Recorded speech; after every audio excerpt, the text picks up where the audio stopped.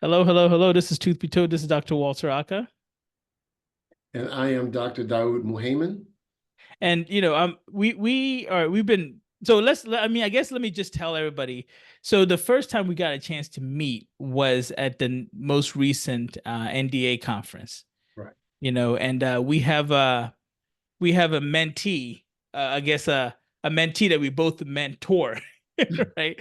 And so she connected us together, and you and I have had a great conversations. And I wanted to bring you on just to continue the conversation because I feel like you are very unique in multiple ways. The one thing that I really enjoy about you, and the one thing I'm really learning about you, is the fact that you're American. You basically just got your American Board of Oral Implantology and Implant Dentistry Diplomate status, which is a big, big deal. You're basically saying, I'm going to take implant dentistry seriously. There are a Mm-hmm. lot of doctors that just say, I took a weekend course, I'm going to place implants now. Mm-hmm. That's not you. You had to take multiple courses, right? You had to take multiple CE courses in order to even be considered for the diplomate, correct? 700 hours. 700 hours. I want everybody to understand that 700 hours just for him to get the diplomate status. So Mm-hmm. that's not just somebody that says, "Oh, I place implants all of a sudden." So No. I want you to break that down for people that don't know. If you're a listener that you're not a dentist, like what does that look like? And how long does that take for you to get this diplomate status? And when did you start? So I'll start by answering that question specifically, and then maybe we can like circle back to how I started. Yeah. But specifically, for diplomate status, 700 hours of continuing education. You would start with a 300-hour continuous course. That would be something like a maxi course through the AEID. There's lots of different courses that's like starts you with the didactic of basically starting with this is an implant and then move you forward through. I went through the California Implant Institute in San Diego with Dr. Louis Alfaraj. And we went through the 300 hours. Back then, this was before COVID, so you would actually go down for a week to San Diego and like be in class all day. Then like the next month, you would do it again. So it was four sessions like that. Now I think so much stuff has moved online now. You get it all, through Zoom lessons, but back then you had to do it in person. So you do that. Then the rest of it is like however you get it, your hands-on courses, your other didactic courses that you do. But practically speaking, it takes about 5-6 years to get it all in if you're going to just kind of go straight. And don't forget, I want people to really understand what you're doing here because there's a lot of sacrifice with this. Hmm. You're still running a practice. Oh, so I have my Right. own. I started in 2005. Right. So you're still 14 running your own. employees, That's it. You're including still running a two practice. associates. Yes, Yeah, yes. you still run a practice. You have an associate. You have people's lives in your hand. You're taking days off for your practice. So Mhm. patients aren't being seen, right? You're trying to coordinate that. You're trying Right. to make sure that you can go for those days so that Mhm. you can then come back and give that kind of education and work to your patients. And Right. 5 years of this. So I don't want people to misunderstand me when I say this. Like there's a lot of respect from that point of view, right? Versus people that literally would just take weekend courses and then go on YouTube or look up some random, tell me if I'm wrong, they'll look up some Right. random, guy who places Facebook is implants and littered with this. right, and says, oh, so I want anybody that's listening to understand this.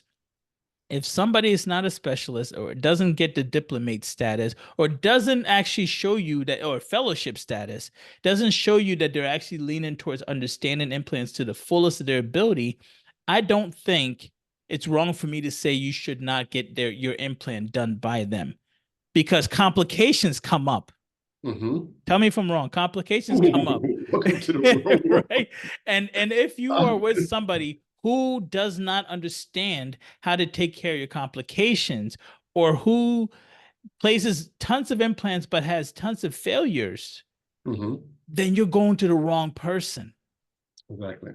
exactly. I want, but Yeah. let's reverse back because I got too excited. Let's reverse back. Let's reverse back and tell me why you chose, right? Because you have your practice, you're Hmm. working as a general dentist, right? Hmm. Why did you say, okay, all of a sudden I want to do implants and I want to spend 5 years of my life making sure I master Probably implant longer than dentistry? 5 years. No. I mean, let's Let be me tell you the honest. story. This is how the story started. Go So ahead. I'm in the start of my practice, just a general practice. I associated for like 5 years after dental school, which we can talk about. That's a fun story also. So a whole separate fun story. But after dental school, I associated for 5 years, and I say, you know what, I can do this. I started my own practice, not too far from where I was before. Well, I should say about 40 miles outside of where I was associating, and I'm out in Vacaville, and patients just started walking in my door, either with an implant in place saying, can you put a tooth on this? Or otherwise missing some or most of their teeth and asking me for implants.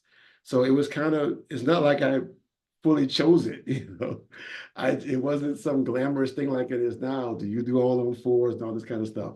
Back then, it was just a necessity. It's just what my patients needed. So they just kind of pushed me to it. And as you were saying earlier, getting an implant done by someone who is not properly trained at it, I learned that the hard way.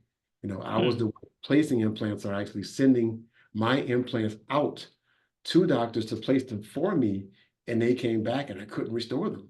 They would put, it's like they put the implant in and come back. I put the bridge on. The thing looks horrible, and I couldn't figure out what was wrong. Why wasn't, it's simple. Got two implants, put the bridge on. Well, if the implants are not properly placed so that you can get get your screw hole in the right position and align the teeth so that they can be contoured like natural teeth, and you have a proper pontic space, then you're not going to have a good looking bridge. Let me go ahead and break that down for anybody who doesn't understand. Whenever you're placing implants, which is the screw, the post that goes in your jaw, you want Right. to make sure that, remember, it's a three-dimensional, your jaw is three-dimensional. So Right. you not only do you want to place it right, left, right, you also want to place it back and front. You Right. want to place it in an ideal situation, right, left, back, and front. And now you have two implants. So you have two posts. Think of a bridge, like an Mhm. actual bridge. You have one end here, one end here. You want to connect them all together with teeth. So you want to Mhm. make sure that you have one post that's correct, right, right, left, back, and front, and then another one that's right, left, back, and front. And then you got to make sure that both of them are exactly Line the is same, right, left, back, and front. And so that's not easy, but that's again, if you're doing this right, if you're doing implants and if you understand what the end looks like, you right. basically know what the beginning should look like as well, right? But that wasn't even really a part of the protocol when I started. That's It it. was just place an implant where there's bone. That's But now it. everything is prosthetically driven, where we need to know the end before we start. Now we have the tools to do it. With 3D scanning and 3D CAD CAM design, you can you know where your final restoration is going to be. Make a guide to put the implant in that position, and then place the implant there, and everything just flows from there. Can I say That's something again, man? You got me talking too much, but think of it like this, ready? Anybody that's listening, if somebody doesn't sit you down and explain to you what the final product is going to look like, I don't know if you want to be in that office. Mhm. Because the final product is exactly what you need to. That's what patients care about. This is the patient. Patient don't care about an They don't implant. care, right? They But always come in asking, can you do an implant? What they really want is a tooth. You that's put it. a tooth And in that's it. That's exactly right. And so they want to know what the final, you need to know what the final product is going to look like. But to the dentist or to the surgeon, we need to know, do we have bone where the final product is going to be? And if we don't, then we need to talk about how do we get bone there? And these are kind of things that you right. need to have conversation with the person who's going to do your implant. So one thing I cannot stand is when people try to make implants seem like it's easy. I It's personally believe implants are probably the hardest things that I do because it's artificial in a way, right? And there's so many other factors that go into it. They right. don't act like regular teeth. Regular teeth have little springs around them. I like to call them I the like that. PDL as little springs, That's right. and so it takes on a lot more force versus an implant, which if you know implant is fused to your bone, there isn't much give when it comes to implants. Right. So yeah, it's fused to the bone. Teeth can do amazing things that implants can't do. And yeah, that makes me regret missing you guys' debate during, during the I MBA appreciate that. conference. I appreciate that. But oh, here's But something. So you said patients were coming to you. So you were kind of chosen for this yeah, route because we're you said, chosen for hey, this. We're right? chosen for this. So yeah, so then it dovetailed into I gotta give props back to the National Dental Association, and this time it was Dr. Andrew Kelly. He was speaking in 2006 from Boca Raton, Florida, and I was there. And this was my first implant lecture. That's back when I was in dental school. We weren't. There was the lecture was there's something called an implant. Go learn about it. Oral surgeons are doing it. You're not gonna do Right. it. Moving You're on. not going to do it. It's That's it. you get to really concern yourself with. That's it. But Dr. Kelly got up there and he talked about more Black people doing implants, more Black dentists, more Black surgeons getting out and doing it. And what the heck are you so afraid of? You're going to get sued? You get sued for somebody falling down in your office. It's expensive. Go look in your closet and see how many $5,000 tools you bought that you don't use anymore. And then he had an institute that's down in, I think he was in Dominican Republic, placing implants. And I was just like, wow, this doc can do it. This brother can do it. I can do this too. So I went back. I started asking around, and another colleague of mine from the National Dental Association, well, our local chapter, the Greater Bay Area Dental Society, told me that he was placing implants, and he went to the California Implant Institute. And so that's when I called him up and said, I need to learn how to place implants. Okay, let me ask you this then. Mhm. Whenever somebody, so let's just say you got a young dentist that's thinking about getting an implant and they want to go your route. When you talk about these institutes, on average, what do you think that people are going to have to spend in order to get this knowledge? It's an investment. Yeah, right. And the reason why I say that is because, for me to go back to perio, right? I was working as a general dentist, and I went back to periodontal to basically perio school. I was a resident. I went back to being a resident again, and by the time it was all said and done, I had spent about $100,000 To do it right, to do it right. you're probably going to be about there. I think the only advantage though is the way I did it. I spread it over a lot more years. That's You it. got to That's it. compress That's it. And into that's it. three. I want people to know the difference, right? Right. Unfortunately, if somebody were to look it up as implantologists or the Academy of Implantology, they wouldn't see a specialist, right? Right. It's not considered by the American Dental Association to be a specialty. It's not by the ADA, but by Not the not yet. American Board of Dental Specialists. It is. But So by who again? the American Board of Dental Specialists. So this is another credentialing board that does credential us. So we are considered specialists or an oral implantologist, Mhm. but no, we're not ADA board certified, but I am board Right, right. certified. What I was getting with that is you're pretty much spending the same amount, if not more. You're getting the same knowledge, if not more, right? Right. And so, to me, again, I look at it as the title doesn't really mean anything. It's Mhm. really more of the knowledge that's acquired. Because Right. don't forget, there are specialists, and I'm gonna people are probably gonna hate me for saying this, but there are specialists that are not good with implants, don't know where to place it properly so you can restore it properly. So I'm not gonna just hate on general dentists. Oh, they don't know how. No, specialists are the same exact situation where not all of us know how to properly place implants so that it's easy to restore. That's super important. It's getting a lot better now that we have prosthetic driven, prosthetic Guides. guided Hmm. um, uh, treatment modalities. But yeah, I work with oral surgeons. I work with periodontists who have sent me implants. I'm like, bruh, what am I supposed to do with this? It's like, I have implants that are asleep right now Right, right. because we just could not sleep that, put a bridge, because we just could not do anything with them. Which I think is one of the things about being a generalist is that I do everything. Mhm. I have knowledge in periodontics, I have knowledge in oral surgery, I have knowledge in orthodontics, I have knowledge in oral implantology. The only thing I don't have to worry about with implants is the one specialty that I don't like, which is periodontics. And I don't do, don't do implants on kids. Okay. So someone may be listening to this and say, well, does that mean that he does everything in your office, or do you still refer out to the specialist, Good to the question. pediatric dentist, to the periodontist, to the orthodontist, and so forth? Yeah, there's a lot. There's a few things that I do refer out. Hmm. At this point, I'm not going to do pterygoids or zygos. So if you just don't have, if you don't have enough bone for axial or angled implants, Hmm. then you're going to go out for a zygo.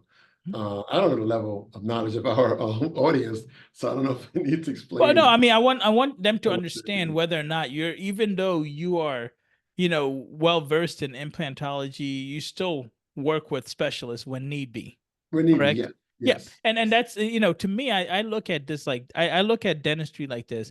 The people that are probably the best to work with are the ones that are very knowledgeable in periodontics, knowledgeable in orthodontics, knowledgeable in implantology, right? Because okay, hey, listen, I don't want to deal with this. I don't want to deal with right, that. I tell this to a lot of my friends. I'm like, I'm your backup. I'm the guy that can't say no, right? yes, You yes, as a general dentist can say, I'm gonna punt it to this person because I don't want to deal with this, right? I know people who I've taught how to do crown lengthening, and they're sending me, second molars, teeth all the way in the back because they're like, I just don't want to deal with this. But they're so right. knowledgeable to know that the patient needs it, right? Exactly. That's important to know. Right, right. And yeah, to me to know when to send for a zygo and when not to. And yeah, even though sometimes as we were going through our coursework and studying, we would um we would sometimes joke. We say, "Well, what would you do in this situation?" They say, "Well, I would refer, but you are the specialist now. You are the one that's supposed to know what to do. Your generalists are sending you implants to Right, restore, to treat. right, So you have to know what to do." right. But yeah, that journey was didactic for about for four sessions, 300 hours, Mhm. and then I'm doing this. This was in like the mid-teens, 2014, 2015. Okay. This is when this thing was just starting to really kick off. So the California Plant Institute did not have a hands-on portion until I was there. So then Dr. Faraj was like, "Hey, now that you've done my didactic, you need to learn how to actually place implants. Hmm. So I'm going to start up in Mexico. You need to come to Mexico." So I missed his first session, but his second session, I went down to Rosarito, Mexico, and we went to one of those condos, like the big high-rise condos on the beach. Okay. And he owned one unit, his friend owned the next door unit. They moved all the furniture out, put in some portable chairs, had sterilization set up in the kitchen. We were doing implants. Look, Okay. Well, so okay, here's a question. I've seen a lot of those courses where they go to Dominican Republic, to go, wherever. But I've never seen anybody say, then, we control for our post-ops, meaning like what happens after the implant is placed, follow-ups and so forth. So how did that work for you guys to make sure? Because one thing I want to know is, are we doing this properly? right. So for this, in his case, every patient that was seen, like we're not going down to Mexico treating Mexican patients. These are all US citizens, US patients. Okay, They signed up because they got a free implant. got And you. then there's a doctor in San Diego who these all then become patients of record for him. There it is. When they came back to the US, they were his patients. If they decided to stay at his office, he will restore the implant at a fee. If not, then they could go back to wherever they came from or wherever their dentist was. Or if there was some complication, they could come back to the clinic at the next session and get it taken care of. So no, we didn't just leave patients in the lurch. But do you hear that though? This Mhm. is exactly, but you tell me if I'm wrong. You've Mhm. seen those courses I have heard where of it. they go down, they do the implant, and they get excited, they high five each other, and then they leave. Right, And there's no continuity of care. There's no one following up on these patients.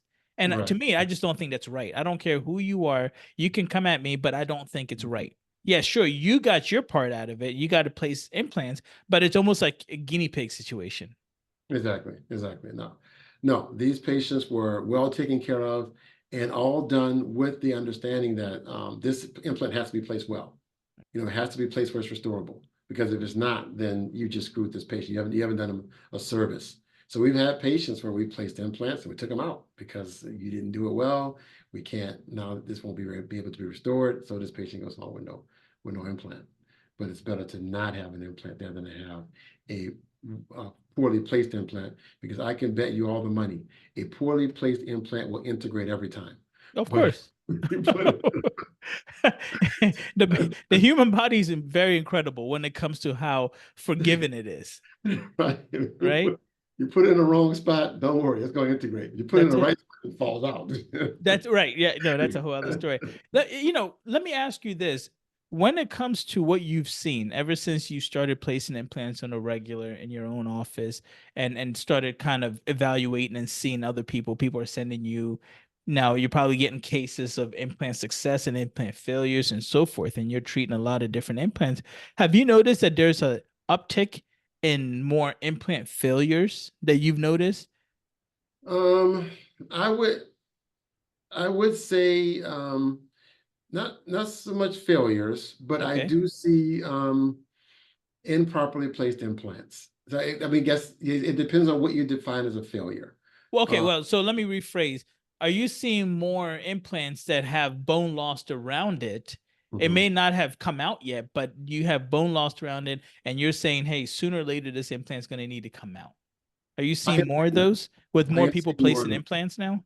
With more people placing implants, I am seeing more of that. I'm literally, um, I had a case just, I thought, oh, he just came back. So 3 weeks ago that I placed the case, I treated the case this week. I did his suture removal, and the implant was placed at site number 18. That's the bottom left, all the way in the back. Yeah, Hmm. but it was placed into the distal root of 19. So that root ended up necrosing, the tooth necrosed, everything was abscessed, big blood of the bone. So I ended up removing that implant and removing the tooth and adjacent to it, grafting the site, and now he came back today for his suture removal, healing nicely. Looking forward to getting 2 implants in there later, but I'm seeing more of this, just implants that are not well placed, that are not integrating well because of, operator error, iatrogenic damage to the patient's adjacent structures. And I So, want people to understand what you just said. And I think, I want everybody to understand this. And this, I see this a lot too, where somebody placed the implant. And I listen, when I say that sometimes mistakes happen, mhm, but you have to say, okay, this was not good. Let's take it out. But what happened was the implant was placed. Tell me if I'm wrong. The implant was placed, but they actually placed it and screwed it, and it hit the other root that was in front of the tooth that's in front of it. You have an yeah, empty spot, and then you have a tooth in front of it. And they actually drilled into the root of the tooth in front of it, yes, which yeah, then caused that tooth to basically die out, for lack of mhm, better words. And now you have two issues. You have that implant, which now has bone loss around it, and then you have that tooth, which also now has bone loss around it because it's dying. right. Did I sum it up pretty well? You summed it up in regular people talk very well. And this is what we're saying when we say it's a three-dimensional problem that you're dealing with. Clearly, this person did not think in a three-dimensional, No, structure. The no. jaw is three-dimensional. We can't just sit there and look at an X-ray and say, "Oh, we're going to place it here." No, we got Well, to that's make why sure it's that slowly everything looks becoming a good. standard of care that X-rays are not good enough for implants. You need to have a 3D X-ray, which is um, A cone beam. cone beam, basically Yep. cone beam, Mm-hmm. computed tomography cone beam. Yeah. Mm-hmm. So cone beam computed tomography, so CBCT, but a 3D X-ray where we Mm-hmm. can see right, left, right, top, bottom, inside, outside, That's it. spin it That's around. it. You can That's see it it. all. Okay, so let me ask you this too. When you're so now you are dealing with implants, you're dealing with a lot of people. Do you think that implants have become something of a fad? You know how back in early 2000s we had, sleep apnea, we had Invisalign. Remember that? I remember. So I've been You doing remember this that? long enough to see Everybody that. was everybody was a It sleep was apnea hot. expert. No, it's yes. Everybody Snore guards. You got to get your snore snore guard. guards. That's it. Do you think that Now is the implants have airway. gone? The airway is the hot thing now too. That's it. Do you think implants have gone that route?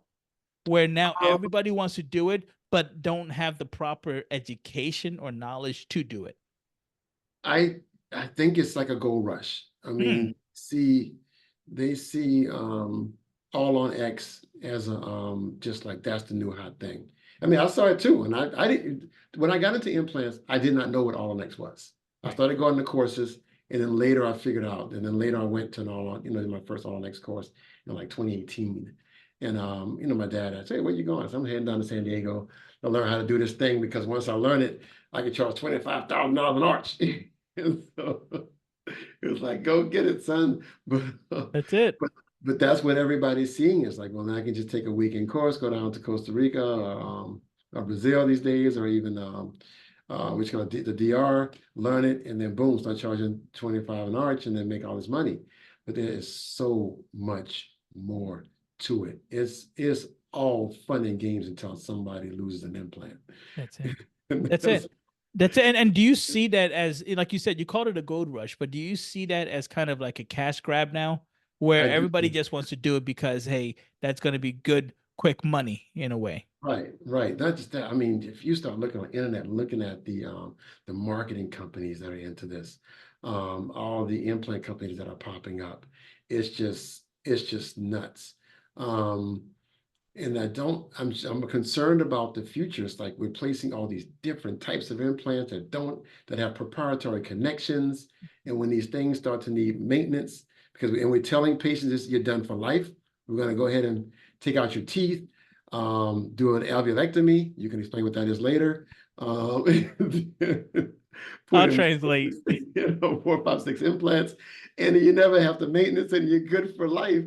Yeah. And then patients are going to show up 5, 6 years later, with bone loss from this implant, having a all on X in their mouth, in their hands, and now I don't know we don't know who placed it, what these components are, how to retrieve it or restore it.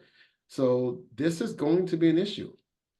Well, let me go ahead and translate what you just I'll said. let you translate that because there's another let point me that let I'm me going to make on it. so so what the good doctor is basically saying is every single, I'm gonna say every single month, I swear to you, there's a new implant company that pops up, Right. and they have an implant. The way an implant works normally is you basically think of it like a screw. You have a screw, but on top of it is where the magic really happens, where we put the tooth on inside of it, on top Oh, of it. it's a And screw on the everybody wants to outside, be, the threads on the inside, so that you can screw something into it, that's it. And into it. everybody wants to be special now and say, well, only my parts go with this implant versus having a universal part. They say, no, my part goes with this implant. But here's the problem. In the long term, yep, and the doc's going to show us. In the long term, here's the biggest issue with that. If that company goes out of business, they stop making the parts for that implant. There's our implant. There's our implant. And now, Yeah. if anybody wants to, you can go on YouTube and you'll be able to see that, the good doctor is showing us an implant. It's basically a screw that goes into the bone. And Right. if you have a company that sells a bunch of implants, okay, because maybe they're a little bit cheaper, and all these doctors buy it and they place it into your jaw, but then that company goes out of business, guess what they stop doing? They also stop making parts for that implant. And then let's just say there's a problem with that. The crown breaks off, the tooth breaks off, and we need parts for it. We can't find it. So No. now, what money you spent on this implant, this screw, now the screw has to come out Right. because we can't help you. And Yeah. this is the problem. Sometimes you have to just say, you know what? You might want to go with a company that has a history of being around. Exactly. So patients need to be discerning, like actually ask their doctor, what brand of implant are you placing in my mouth? That's So it. that I know is there's going to be, because when I place an implant, I'm thinking not what's going to happen in 4 years or 3 years, but 30 years. That's it. We're doing all the X's on 40-year-old people, 38-year-old people. Thank you. What's going to happen when this thing needs some revision in 25 years? That's Is this it. company going to be around? That's Uh, it. And, so but everybody thinks with, oh well, what's the cheapest? And I'm not. I'm listen. You will never hear me tell you to just go with one implant company. You'll never hear me say that, because every implant company has something a little bit unique about it. But overall, implants are implants, to be honest with you. But one thing I will say is make sure you look at the history of that company to see how long have they been around, and do Mhm. you think they're going to be around for a lot longer? Because if you're going to have this implant in your mouth for 20, 30 years, hopefully because you do a good job of cleaning it and so forth, then hopefully that company is around too, just in case you need a part. Right. Exactly. Exactly. You know, Uh, do you yeah. think that do you think that we're gonna have issues with patients getting more teeth taken out? Because everybody's talking about implants and Right. hey, I don't want to get a root canal. Do you see that? Do you see patients saying, I don't want root canal, I want an implant? Do you see more of that? I don't actually see more of that, mainly because the fear of dentists hasn't gone away. So they're always scared of the root canal and they're Right. scared of the implant. Right. Oh, so they're scared of both. They're scared of both. But that is a concern as people become more specialized into implantology. Okay. And now your bread and butter is placing an implant. Okay. Whereas a general dentist and or implantologist, when you come in, I have a solution for whatever. You know, Right. if you walk in my office, I only place implants. You have a tooth that could be saved by a root canal, but Mhm. I don't get any money sending you back. Right. Right. Right. So But do you now think I that can do either. do you think that dentists are becoming a little more biased towards implants, or do you're not seeing that at all right now? The reason why I asked that is because I've talked to general dentists who are starting to get into the game of implants, and they're basically telling me, "Oh, I don't even talk to patients about it." I go, "Hey, if you're going to need to get root canal, just take that tooth out and place an implant." No, we're not going to do that. We're No, not no, going to. but what I'm saying is, have you had But that have I discussion with seen that? anybody? Yeah, have you talked to Not people that people have that I've said that? talked to. Not, Okay. not people that I've talked to. So no, no. And then also, I was going to say earlier, to kind of add on that, is that I think it's Washington State, maybe I don't want to misquote the state, that is starting to require doctors to have some level of training before Hmm. they can place implants. Some Okay. specific number of CE hours, CE courses that was done before they place implants. Oh, Because that's you gonna know, be great. a doctor can graduate from dental school and place an implant. Yep. They don't, there's no requirements. That's it. Just confidence. Right? Just confidence. I can do it. That's it. I can do no, and that's scary, right? I It mean, is. people don't True. realize that literally there is no guidelines for who can do anything in dentistry, really. Right. It's just based on confidence. Do I feel confident enough to do a root canal? Do I feel confident enough to do an implant? Do I feel confident enough to take out wisdom teeth? There is no one saying, hey, you need this amount of hours in order to know that you are proficient and knowledgeable in this. It's nope. I feel good. Hey, you know what? I watched a video on that, and I think I can do that too. But that's what you I talked about earlier, is the importance of going to a credential provider and asking to see, are you a AAID a fellow or associate fellow, or even better, a diplomate? right. Are And you a then specialist right, are you a like a specialist? And I'll talk to periodontist? people about the difference. Are That's you it. ICOI? Are you Mhm. ICOI fellow or diplomate? Which I am also ICOI fellow. Right. Um, but which the ICR is the International Congress of Oral Implantology. So that's not just American dentists, that's worldwide dentists, I- which I- I can International. talk with Dr. Horton about. He's a diplomate there. Hmm. The advantages. I just thought I would join ICOI because they have more international conferences. Right. So if I wanted to write off a trip to Dubai, I could go there for a conference. I Now, hear you. One thing that I will say is, and a lot of people don't realize this, but those international dentists, sometimes the things that they're doing are Mhm. years ahead of the stuff that we can do in the US Yes. because of the, FDA or FTC Mhm. or no, not FTC, that's the trade community, but FDA, Definitely they FDA. might say, hey, you can't use this for this procedure.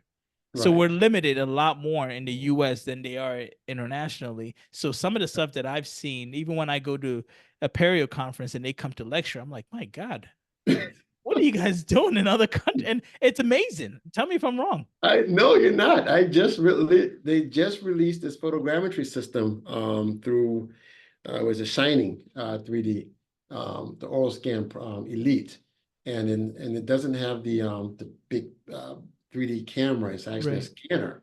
And when they released it, when I finally saw what it was, I was like, wait, they've been doing this in Europe for years. That's it. We just now we're just not getting Yeah, it. no, sometimes we're a little bit behind, you know. Okay, so what would you do if you had a student, because you also mentor students? What do you tell them when it comes to implantology? Because I'm telling you, kids, and when I say kids, I mean dental Right. I'm the students. same way. You know what I mean? I say that a lot. And people Yes. get mad at me, but It's hard not to. you We've know, been crying for so long, man. that's it. I'm like, you're a kid. Whenever you mentor dental students, right? You mentor new graduates. What do you tell them about dentistry? What do you tell them about what to look forward to? What do you tell them what to focus on? Do you tell them to focus on implants? Do you tell them to focus on orthodontics? Do you tell them to focus on endodontics? Like, what do you tell them to focus on? How do you see dentistry going in like 5, 10 years? Man, I don't tell them nothing. They know everything. They on Instagram. I'm just kidding. You I'm see? kidding. They still think they think that we can teach them something. They know too much. No, I'll say it this way. As I love going to the NDA conference Hmm. to see the SNDA students, because I was an SNDA when I was a Yep. student. Yeah, me And too. when you see the students from afar, they are so put together. Their fits are tight. Their their online presence is tight. They look so confident and That's it. they just got it. But then when you start to talk to them, Mm, they need our guidance. yeah. They appreciate our knowledge. They appreciate our experience. So yes, no, I do tell them a lot. I tell them, I do. So where do you think dentistry is going in like 5, 10 years compared to what it is now? That's a good question. I do know that marketing is so much more on social media, and so that's a huge thing. I used to be in a phone book. Um, the the ideal of cosmetics is changing a lot, Hmm. where these big veneers are in. I have no idea why people like the big veneers, but that's what the young people like. Yeah. Yeah. Of course, dental implants. A lot of people see dental implants as the future. I do.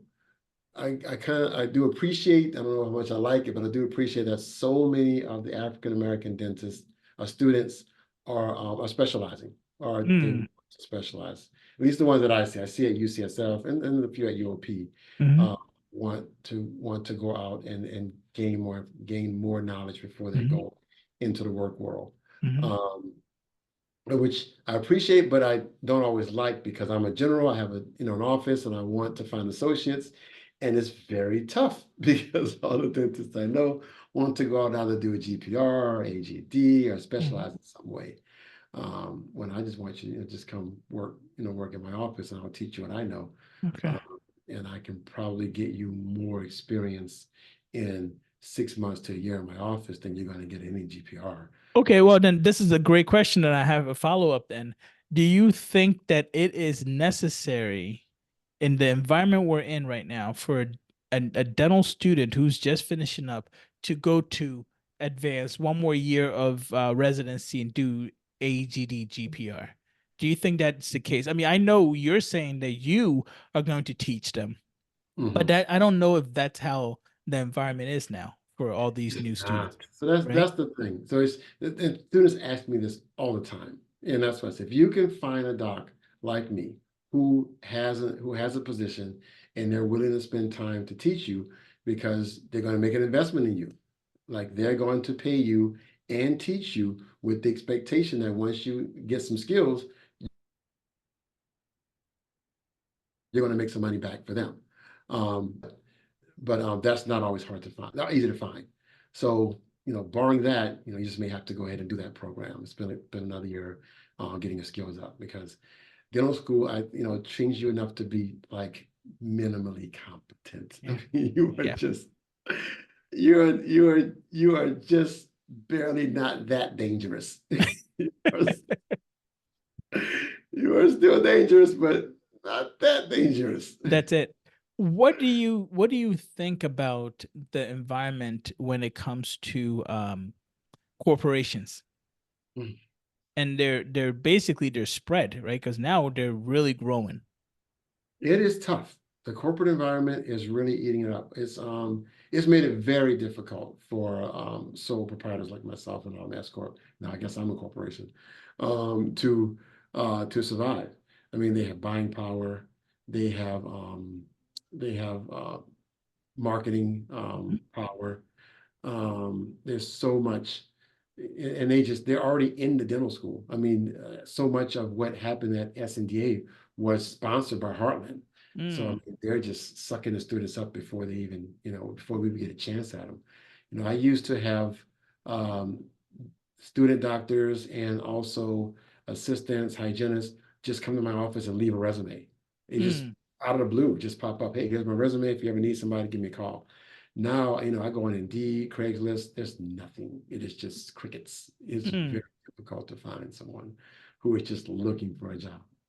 Well, Um, okay. Well, with that said, do you think that that's a good thing? That a lot of these new graduates are now going into corporate dentistry versus, either starting their own or working with someone like yourself. um, it's it all depends on what they can get out of it. All depends on what knowledge base and mentorship they can get from it. Because if you're going into corporate and you don't know anything, they are just going to grind you up.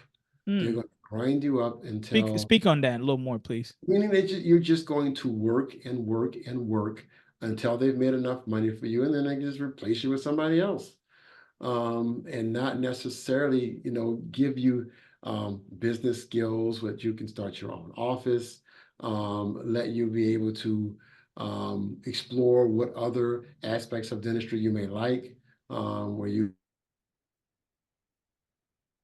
can, go back. You may want to stress or say something else. Mhm. I did have one student I talked to he was deciding, should I go out and work or should I do a GPR? And what I asked him is that, do you need to be a first year grad to apply to a GPR? And the answer was no, you don't. You work for 2 or 3 years and then do a GPR. Mhm. I said, well, do that. Get a job, work for a year. If you still feel like you want to do your GPR, go do your GPR. Okay. Want to do it. See, yeah, I don't think we think like that at all. Because I remember even with myself, I went from dental school straight to my GPR. Mhm. I've Right. never had anybody say, "Well, you know what? Do you have to go to a GPR immediately? Why don't you work and then if you feel like, hey, I need that structure, go back to get you do your GPR." I've never thought about it like that. I just think it's all we've done. You started at age 5 in school, is what you know. And now finally at 26, 27, they're telling you it's done. I need one more year. I'm That's it. ready. And That's it. That's it. they've taught you everything except anything that's useful. Oh, So, well, yeah. anyway, Yeah. So do you I'm do not okay, gonna. so then my question for you is overall, do you feel like GPRs and AGDs are beneficial for these students? Man, I knew you're gonna put me on the spot like I this, and got to. I got I to. should have had an answer for it, because No, that is gonna go world. Dr. Muhaimin, you had said. well, no, everybody needs to understand that these are our opinions, and God knows, I've given my opinion multiple times on this podcast, good or bad. But yeah, do you believe that GPRs and AGDs are beneficial to with these students? So from my vantage point is Hmm. only from students who've been in GPRs and come to work for me. I'm still showing them this just as much as a first year student. As a first Okay. year, I'm still helping them improve their crown preps. I'm still helping them improve their speed on class twos. We still have to teach them office systems in order to be productive and how to get patients to say yes. Um, you know, your general dentistry skills. I mean, being in the general office is just so different. It's just so different. the volume of work that's going to be coming at you is just so much more than a GPR. So, you know, I've just I feel that I'm not teaching first year grads any less than I'm teaching GPR students. It's all the same. So that's where I come to my opinion of it. I don't see where it's necessary. If you can get into a situation where you're going to find a doctor that's going to teach you something. If you can't, if you haven't been able to establish that mentorship relationship, which you can establish if you're a part of your local NDA chapter, like the Greater Bay Area Dental Society, where we make mentorship relationships. If you're there, then you can maybe meet a doctor who's ready to take you on his wing or her wing and teach you some things. If you're just out on your own, maybe he does stuff. I don't know. Well, okay. Well, then let me ask you the follow-up. How Mhm. important is it to be a part of a study club? So if you're not going to do GPR AGD, right, because you have someone like yourself who's a mentor, how important is it for these students, for dentists in general, to be a part of a study club? I think that's pretty important. Okay. I think it's pretty important. Um, at least for me, I know there are just, like branded study clubs like Spear and things like that. I was a part of just a local study club. Yep. So these were general dentists and specialists in my city. And we met, one Wednesday a month. And what's Um, the importance of a study club so that people who are listening can The understand? importance is camaraderie, getting to know your fellow dentist and not seeing them as your competition, but your colleague. And so as the patients move around from office to office, they come in talking crap about that dentist, but I know that guy. He's a nice guy. That you might need something. And we have a code here. If a dentist calls and asks for something, you give it to them. You don't ask questions. Whatever they need, you give it to them.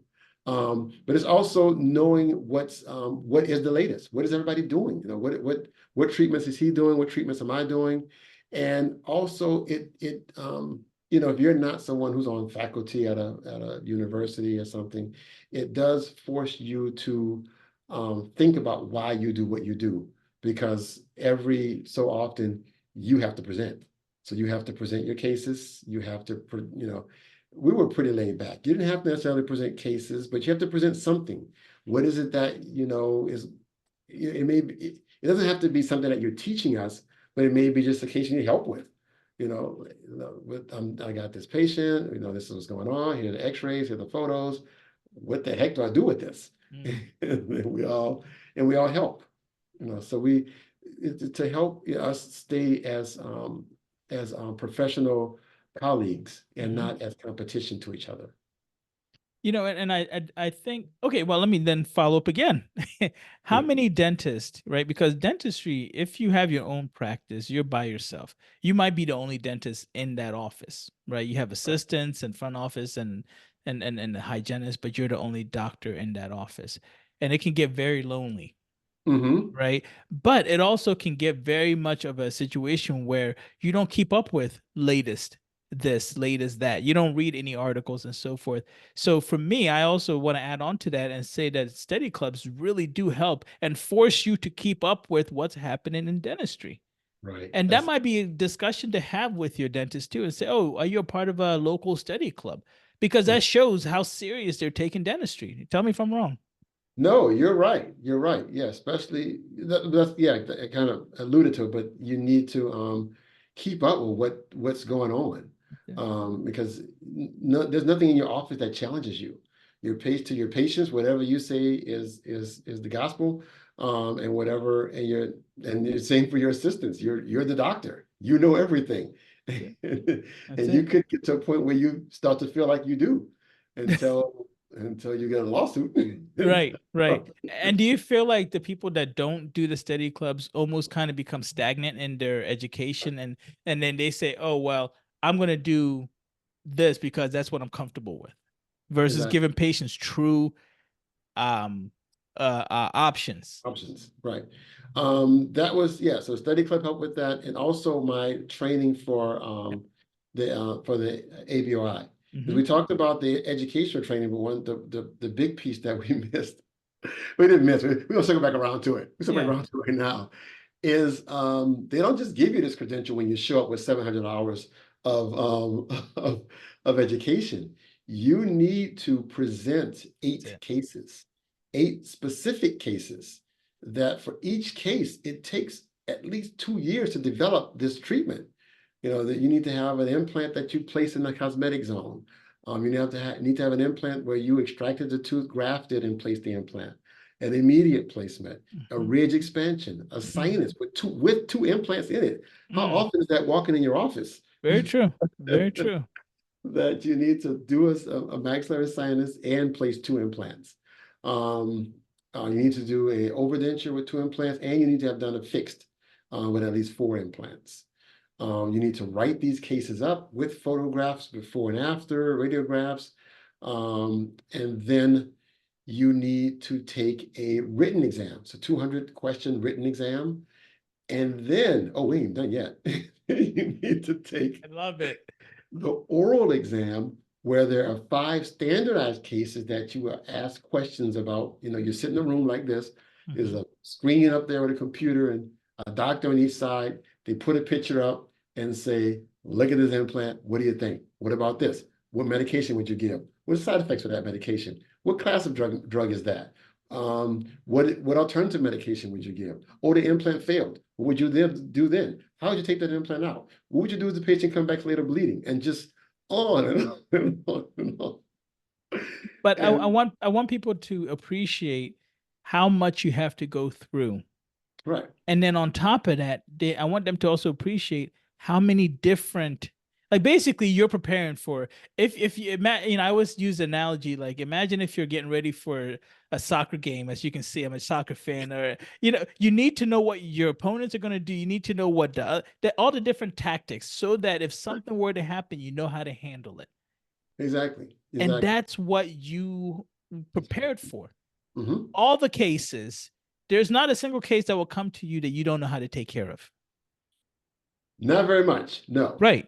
very But much there that. are cases that if you go to that person who did not do the educational background and you say, hey, I want you to fix it, they're going to do what they think is right. And they may be very limited and they may do it completely wrong. And then we'll get the case, or somebody else will get the case later on and be like, what happened here? And the one thing that we cannot do, well, at least I'll speak for myself, one thing I don't do is talk bad about other dentists. So I'm sitting here fumbling my words, trying to figure out how the hell I'm going to explain that this is completely screwed up. But that I've been there. Right? That you got it. I don't talk about that. Other dentists. Yeah, and This guy, okay, I can see how they would have done that, or I can see how that happened, and then you're just I trying to just fumble blame your the words situation. around. This is just where we are, and this is That's what it. we fix it. That's it. And then you say, well, you know what? We're here now. Let's go ahead and take care of this, right? But Right. again, I'm not gonna listen. I'm gonna tell you this, and I want everybody to understand.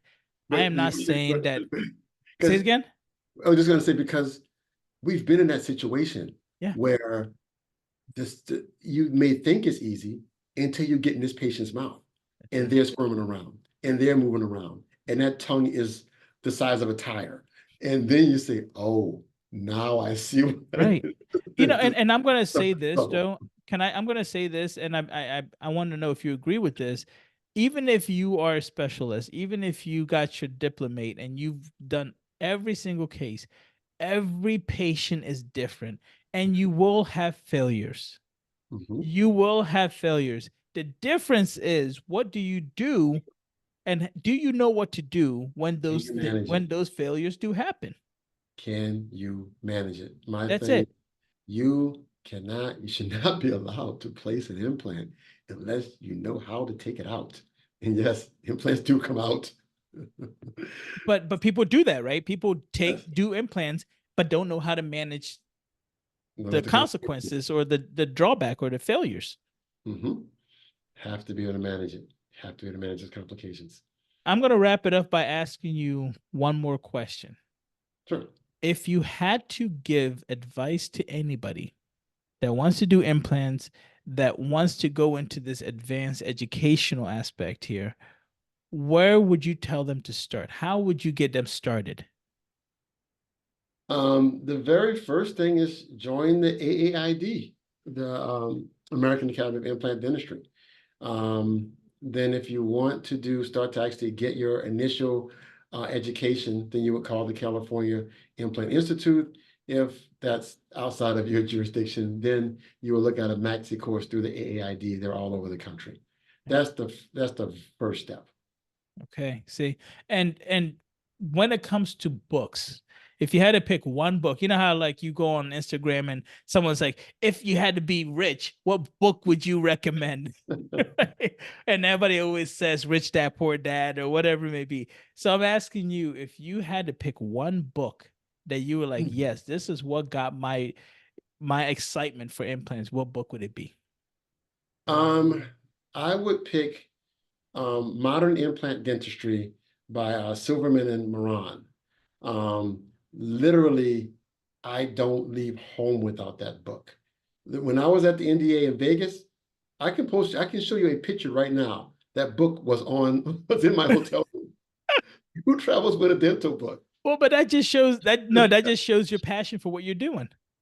Right. That shows your passion for what you're doing. And you know, a lot of people, no, it's very true. Trust me when I say you're not the only one. I have books that I actually go and I have it in my book bag, and everybody thinks I'm crazy for even carrying a book bag, but I do. I carry it, and I have certain books that I refer to, and you know, you need to show patience, so you need to know that you know what you're talking about. Exactly. Okay, and the last thing is, if you had to do it all over again, would you go into specializing, or would you go the route that you went in? That's a good question, man. I um I actually am doing all over again right now. Right. Well, in a, okay. in a sense, because of how I went through my training. Right. But I think I would do it similar to what I did now. I would go general. I would start a practice, but I would focus my implant education earlier, and I would make it more condensed. I would just I would the way I did it, I would learn something and I would stop. I would learn something and I would stop. Right. But if I had to do it over again, I would have focused it more, and then I would have focused my practice toward it more. Um, uh, and just, be where I am now, be there 4 or 5 years ago. That's Man, the only I would do different. wisdom. Thank you so much for coming on. You know, if anybody wants to, it's funny. You comment on our post, you know, and the one thing he said was, "Hey, if I'm coming on, I want to make sure that I you don't make fun of me for not having a microphone," which is very true. I'm very big on that, and I appreciate you because you went and got a microphone for this So now, episode. but next I got to get some light. No, that's all good. Listen, one thing at a time. But thank you Exactly. so much for taking the time. How My can anybody pleasure. reach out to you? Because I know for sure that there are going to be students out there that want to get a hold of you so that they can get the knowledge that you have. So a couple different ways. I mean, there's you can Google compassionate care dental, you'll find me. For students, especially my African American students, minority students that I mentor, catch me through the Greater Bay Area Dental Society. We got a great website. You can message me there. Um, yeah, and then but if you catch the office, they'll get you to me. And then what I'll do is also connect. I'll put all the links in the show notes for anybody who's interested, so that they can reach out to you easier, including any other information you provide me. My pleasure. My My man, pleasure. thank you so much, man. Yeah, yeah. Do it again. I got Yeah, bonus thing. listen, all you have to do is let me know when. That's one thing that everybody knows. Sure, Anybody man. that's listening to the podcast, you reach out to me and say, "Hey, I would love to come on and talk." And that's one thing that I'm very big on, is we've covered so many different things. Now I just want to hear from people. So if anybody is interested in coming on the podcast, please just come on and we'll have this kind of conversation, because I love this kind of interaction. That's For probably one of sure. my For favorite things to sure. do. So Yeah. I think we're gonna scratch the surface of like how I got into this. There's way more. well, we got to talk more That's about very like good. where you see a lot of different things. So we will connect again. Thank you so much for coming No on. problem. All right. All right. Thank you for listening to this episode of Truth Be Told. The opinions on this episode are just that, our opinions. Please consult your dental professional before taking any action with your dental health. If you have any questions about anything you heard on this episode, please contact us at Real Dentist with an S. That's REAL Dentist with an S at gmail.com. We would be very happy to return any message that we receive because we love the communication that we have with our listeners.